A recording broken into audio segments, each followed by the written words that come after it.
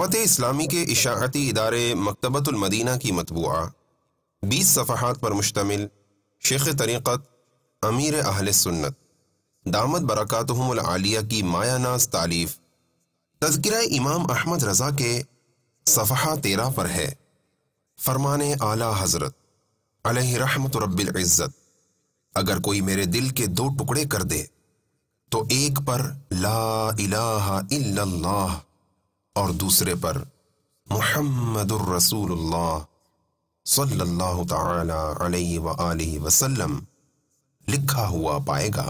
صلو علی الحبیب صلی اللہ تعالی علی محمد۔ مجھے اپنی اور ساری دنیا کے لوگوں کی اصلاح کی کوشش کرنی ہے انشاءاللہ۔